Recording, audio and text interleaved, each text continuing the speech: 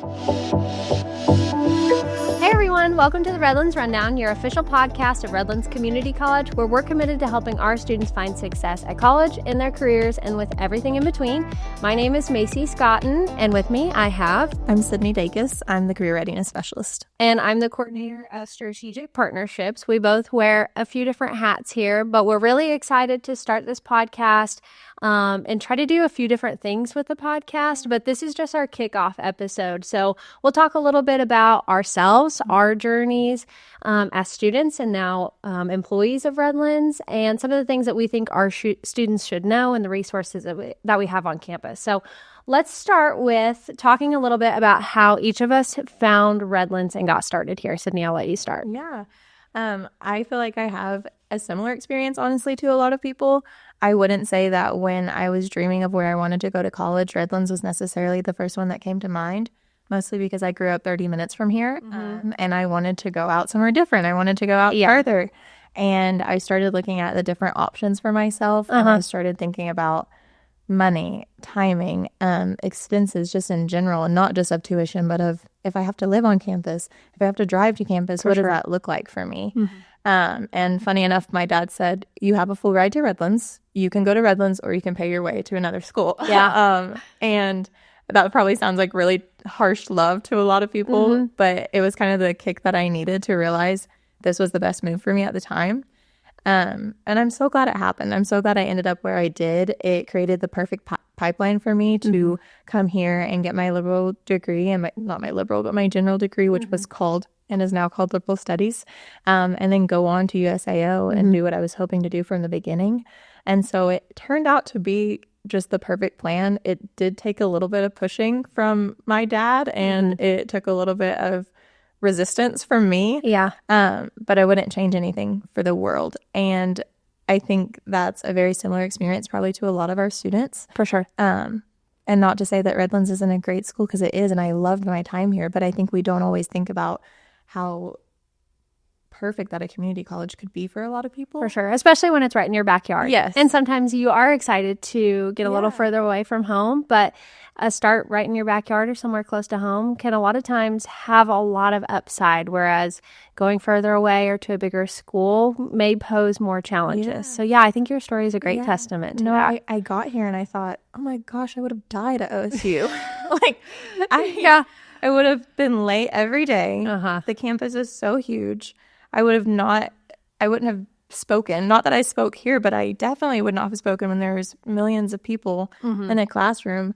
And this gave me the ability to really start finding myself and figuring out who I was and who I wanted to be. Because how big was your graduating high school class? 40? Yes. So 40? I was the same. I graduated with about 50 students in my high school class. So yeah, the small setting is a great stepping stone before you transfer. And you have a little bit of a different story. I do. So I am not an Oklahoma native. I grew up in South Central Iowa. My family was very involved in the club cattle industry, and I showed cattle all my life. And so I was actually enrolled to go to Iowa State University. It was the spring. I was getting ready to graduate and was at a judging contest, had a great day, and then had a few other people from a few other junior colleges in Oklahoma reach out to me. Eastern Oklahoma is one of them, and asked if I wanted to come be on the judging team. And so I was friends with the coach of the judging team here at Redlands, Brandon Callis. He's now full-time faculty. At the time, he was the judging team coach. And so I decided, let me go check this out. And so I came down for a visit. I think it was March of my senior year. Came down for a visit and just fell in love with the campus and the community and family-like feel. And so I moved down here that fall of 2018. I studied animal science here, was on the judging team, made a lot of friends and a lot of great memories. And then I went to Oklahoma State afterwards and then came back. And it's just been a really great place. So I was that person that was going to stay close to home, but kind of in the back of my mind wanted to move a little bit further. And I knew at some point I wanted to move out of Iowa and experience another area. And so I got the opportunity to move further from home. And my family actually moved when I was a freshman, but this was such a great place to come and be a long ways from home, but not take very long to feel like I have a second family Absolutely. here. And it just made that transition super easy. And I'm like you, it definitely set me up for a success when I transferred onto that bigger setting. Absolutely. So that was my story, how I got to Redlands. And how I became a student here. And we've talked both just a little bit about why it was a good fit at that time of our lives, but can you elaborate a little bit more on why it was a good fit for you then? Yeah, I think looking back, I had these big dreams of like, let me go explore the world. And I think that is great. That is not my personality type. Sure. I thought it was, but I was wrong. And being here, it didn't make me feel smaller, but it made me figure out I don't want to do that. I do like being close to my family. I like being able to call my sister and say, hey, do you want to run and grab a bite to eat? But more than anything, it really set me up for success with the school that I was transferring to, which was USAO. Yeah. So at the time, funny saying this now, but at the time I wanted to do speech pathology. And that was like my dream. It had been my dream for my whole entire life. Yeah. There are not very many programs in Oklahoma for it. And USAO is one of the best and biggest programs actually of that program in the state. And so I just knew like I'm going to USAO. It's where my dad graduated from. It's where my mom graduated from. It's where they met. My sisters have gone there and loved it. And so what made the most sense for me at that time was not going straight into USAO, but to save money while I was here, be able to live at home and commute to Redlands. For sure. And get just that general education that I would have gotten anywhere else, but I got it for a much cheaper price here. And I got the added benefit of being able to, I got to commute from home. I didn't have to spend money to live on campus. And I think that's a great experience for people who do get to live on campus because of the setup that we have. But at the time, I had honestly just gotten over being sick. And so it wasn't a point in my life that I wanted to be away. Sure. And it gave me an opportunity to stay close to my family. And like you said, it also put me in a place where I met people that felt like this isn't scary. This isn't hard. These people care about me. Whether they really know me or not, they know me enough to know that they want me to succeed, and I can feel that. Right. Yeah. So that, for me, that was a big pull. Yeah. For you, was it the judging team or was it? Well, I would say before I came here, I would say it's going to be a good fit because of the ag program and the judging team. I would say now, reflecting back, I feel like it was a good fit for me because of the people that are here, both the faculty and staff and the students. Like I mentioned, I moved, it was 7.5 hours from my hometown to El Reno. And being able to move down here and still feel like my people were here, that made it such a great fit. Whether it was my friends that were on the judging team with me or my coach or my professors in the classroom, everybody just made me feel at home. And I feel like that was why Redlands was such a good fit for me because I could move that far from home and still feel comfortable being here and not, of course I missed my family, but it wasn't impeding on my ability to have fun on the judging team and focus in classes where you have people that are around you that are supporting you and wanting you to succeed. So both of us have different perspectives, like you mentioning you were staying at home and I was living in the apartments, but for regardless of what your situation looks like, there's a lot of different aspects that make Redlands a good spot to start. And I think it's so funny because I would have told you when I was 18 and coming to school here, I was kind of doing it begrudgingly. Like I was a little bit like, oh, my dad said I have to come here. And looking back now, I wouldn't change any of it for anything. For sure. It's so funny because I look at it and it's just such a realization of it's exactly where I was supposed to be at the time. And you think you know a lot at 18? Yeah. And some people may. I did not. I did knew not just about nothing at 18. And so being able to look back and realize like I landed where I was supposed to. For sure. Is really, really cool. Yeah, it is. Okay, so one question. Was there anything that surprised you when you were a student here about Redlands that you want to talk about? Yeah. I think, honestly, the people. I feel like the people really surprised me because, you're in high school and everyone says, like, you can't slack off in college. You can't do this in college. Like, you can't just miss class.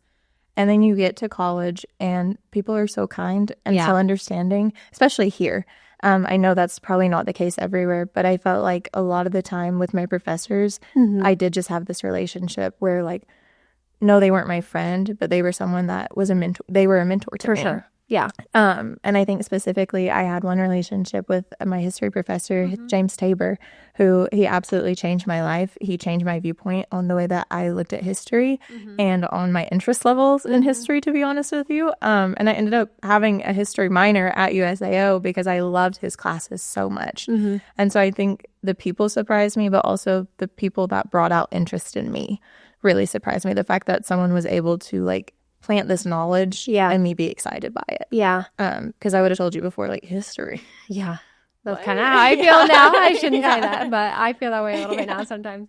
I think for me, mine's going to be very specific. Yeah. But I do think there's great opportunities for our students here. And I think this goes against probably the stigma of community colleges where you may not have as many opportunities to kickstart, where bigger universities might have more opportunities for research and things like that. I actually was part of our research program in the spring that we have here. Professor Brenda Witt was over that. It's a NASA funded, I believe, program where we do research on freshwater sponges. And I'm giving her a shout out right now because I went on and did my master's and did research, and that was the only undergraduate research experience that I had, and it made a huge impact on me developing, my design for my project in grad school, collecting data, analyzing, reporting on that. And so having that opportunity to be a part of that program at Redlands made a huge impact several years down the road. And so I think sometimes you think that you're giving up opportunities like that by going to a smaller school, but really we have just as good opportunities, and then you're doing it in a smaller setting where you maybe are getting more out of it. And so that was one thing that surprised me, that we had that kind of opportunity on campus here. And I'm so glad me and a couple of my friends did it at the time. We had a great time with it. And it was the spring that we got sent home for COVID early. So we didn't get to finish out everything, but we did get to go out, find freshwater sponges, develop our plans for the research. And it was just a really good learning experience. So it was great to have that kind of opportunity to learn that before I went into grad school. So it's fun to talk about some of the different things that surprise you a little bit. You should ask her to re-enroll in the program so that you can finish it out. I know. So that way I can finish my post and present about my findings.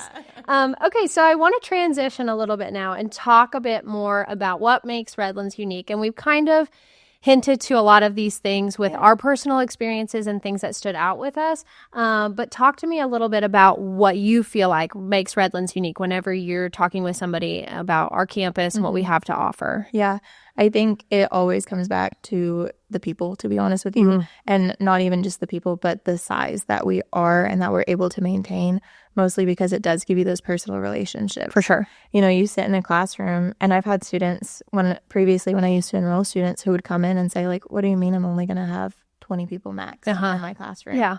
And that a lot of high schoolers have bigger classes. Yes, a lot of high schools do. And for me, I also have those students who are coming from a small town like I did who are like, oh, thank goodness. Thank goodness I'm not going to get lost in a crowd. Yeah, absolutely. And I think that is something that I emphasize so much when I'm on the road, when I'm talking to people about Redlands, is you're not just a number to us.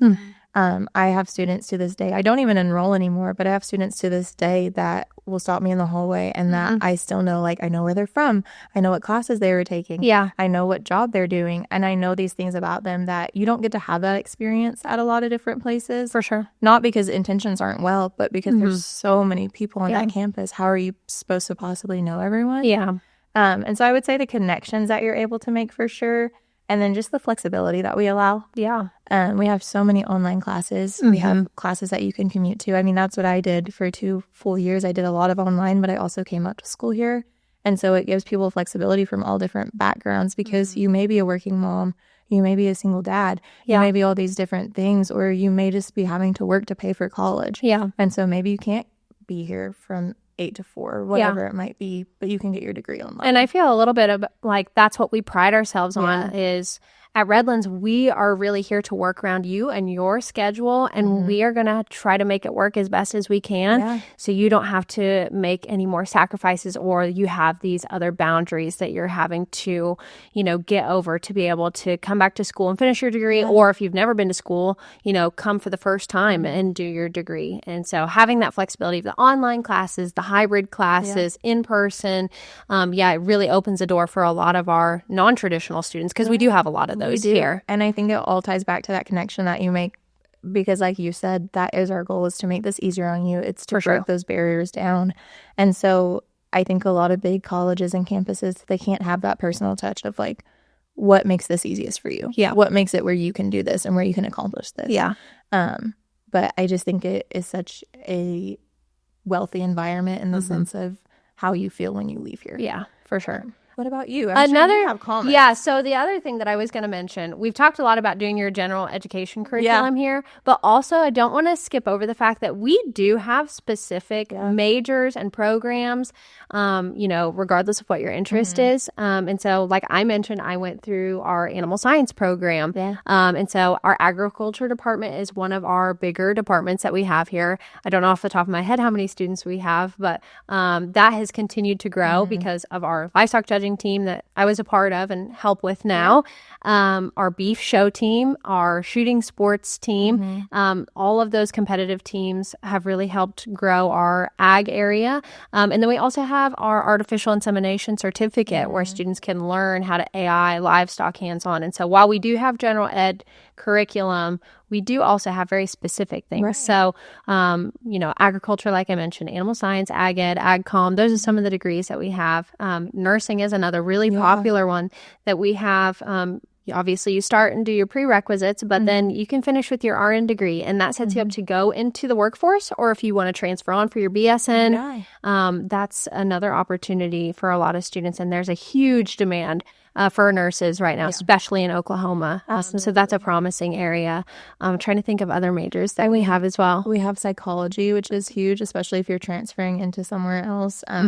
Just lots of different things that... our junior computer science degrees. Absolutely. Just so many different things that really do open the door. I mean, we even have, our athletic training degrees. For sure. Our pre-professional science degrees. So like if someone does want to go to med school one day, med school's expensive. I have one of my best friends is in med school right now, and every time I see her, I go, "So when do you graduate again?" And every time she gets a little bit angry with me. But it's expensive, and so I think when you think about it, if you can save 2 years getting and yes, it's your general education, but it's those science classes that you're going to have to take anywhere else to go to med school.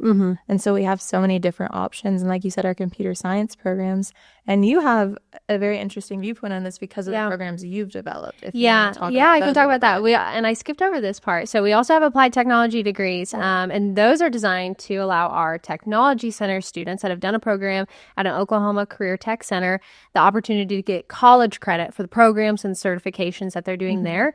And then they do those gen ed classes, and they finish with an Associate of Applied Science with the emphasis in that area where they studied, whether that's automotive collision, business and accounting, it might be health careers, but we have 19 in those areas. And since the fall of 2023 to the spring of 2025, enrollment in those areas has increased by 77%. That's awesome. And so we see students taking advantage of that because we know they have great employment opportunities when they finish those programs at the tech centers, and we want them to take advantage of that. The nice thing with those degrees is all that coursework can be done online, so there's no obligation for them to come to campus to do class, so they can kickstart their career and then finish an associate's degree to go for promotion, maybe open their own business someday. So that's been another area of degrees at Redlands that's been really, really popular and has opened a lot of doors for students. And even we've had instructors at technology centers that have come to us and said, okay, I'm ready to finish my degree. And they're taking advantage of that opportunity. That's awesome. A lot of different areas to study. And even if you're not sure, like we talked about, we said We think we know a lot at 18, but you're probably going to change your mind a few times on what you want to major in. Yeah. You have a lot of flexibility, and that's okay. I think my freshman year, within 1 week, I changed my major like 3 times. That is not an exaggeration. I did do that. No. And that's okay. It is. Yeah. I changed my major my senior year of college. Yeah. Like I was about to graduate and I said, no. It's okay. It's not going to work. And looking back, again, I wouldn't change that for anything. Yeah. And not just for the educational piece of it, but it was just like this foundational piece of a lot of my life. The fact that I was able to change my major, just the people that I met through that and the experiences that I had. And so I think we look at change and as this like unknown, as a horribly scary thing. And it is, don't get me wrong, I hate change. I hate not knowing things. But some of the greatest things in my life came from a spot in my life that I was not certain of. For sure. And so I think you and I both work with students after graduation. That's a big part of both of our jobs is helping them get employed, helping them find these steps. And so that's something I always talk about is like, don't feel alone because so many of us have no idea. Yeah. And it's okay. And that's what we're here to help with. If you are a student and you feel like you're unsure if your major that you're in right now is a good fit for you and you're considering something else, you don't have to keep those emotions to yourself. No. You can come to really anybody on campus, a professor, an advisor. You can come to my office. You can stop in wherever, whoever you feel comfortable with. And I promise that whoever you're talking with is going to be happy to help you themselves. And if they can't answer those questions, they are going to take you to somebody that can help. So don't keep those emotions to yourself. Know that it's normal, but we are here to help you if you're feeling that way. Absolutely. Yeah. So, okay. So I want to talk a little bit about the podcast, what students or listeners, not that you don't have to necessarily be a student at Redlands. I hope we have a bigger audience that's listening, maybe students that are thinking about coming to Redlands or even some of our alum. But I want to let our listeners know what they can expect from this podcast. And we've talked about some of the ideas that we have, but can you kind of touch a little bit on some of the ideas or what you're hoping that we can accomplish with this? Yeah, I think a big goal for me, like I touched on earlier a little bit, I am the career readiness specialist here. You and I work very closely together, and a big part of my job is getting students ready for that next step after college. And that sometimes is transferring to another school, but other times it's going into the industry. And so for me, yes, I want to get them those success tips and tricks, but I also want them to know just how many resources we really do have here on campus. And then also I'm very hopeful to interview local business owners and get to talk to them and give students and alumni and anyone else who's listening to this just the insight of how did they create this? Yeah. How did they get from point A to point B? For sure. I think of all that stuff that's like, how did I become a millionaire?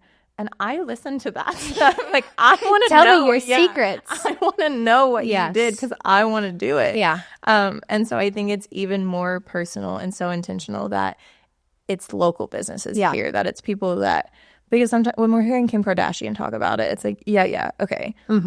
Sure, I could do that, but am I going to? No. Is it going to be successful if I go out and make pajamas? No. But if I talk to a local business here that started up their own bakery or their own floral shop or started selling vehicles or whatever it is, and I know you work with like CL Boyd and so many different people, and that's such a powerful informational source. So I think those are really my hopes for it, is like the resources on campus, the opportunities that we have, and then also local businesses really getting involved with them. Yeah, I completely agree. I think this will be a great resource for our students because really, if you're on campus here throughout the year, there's a lot of times where we don't have a ton of students that are here in person because we have students that are on competitive teams that have to go to practice or they're traveling for games. We have students like yourself that commuted to and from, and so they came to class and then maybe they went to work afterwards or they went home.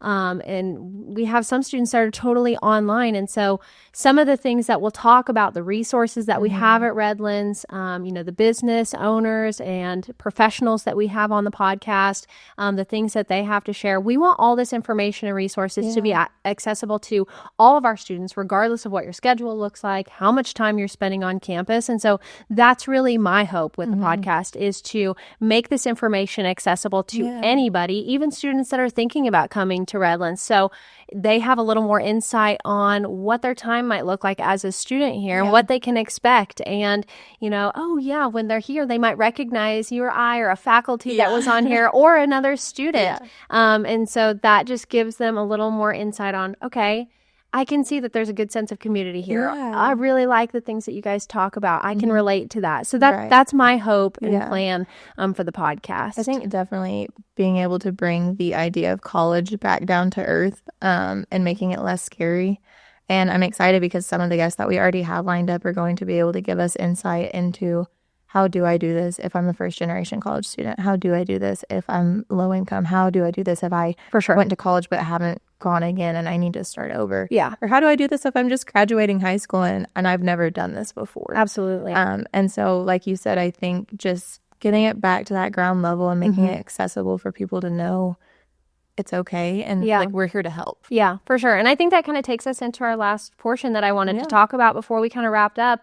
You know, we want our students to know that they have support here at Redlands, and we'll get into a lot of the resources that we have in later episodes. I think one of our next episodes will be talking about some of our resources on campus and interviewing a very wonderful woman. Yes, I'm very excited. But we just want our students to know you are not alone with this. Whatever you're worried or whatever you're going through, we are here to support you. So please let us know what we can do. And we hope that this is helpful to you to maybe get some answers or some insight and make you feel a little bit better. Yeah. But yeah, let us know if you have any requests or anything that you want us to talk about in the future for new episode ideas and topics. We would love to hear your feedback. So if you want to let us know, stop by campus, visit with Sydney or I, or even comment on wherever you're watching and let us know if there's something you want us to cover. We would be happy to do that. Absolutely. So anything else? No, I think just this is supposed to be a fun thing. Yeah. And it's supposed to be an accessible thing like we talked about. So I think audience members getting involved and telling us just a little bit about like, hey, here's a real thing that I want to hear about. Yeah, we want to know what you want to hear. So, well, thank you for joining us on our very first episode of the Redlands Rundown. We are excited to talk with you again in the future. And so we'll see you next time. Bye, guys.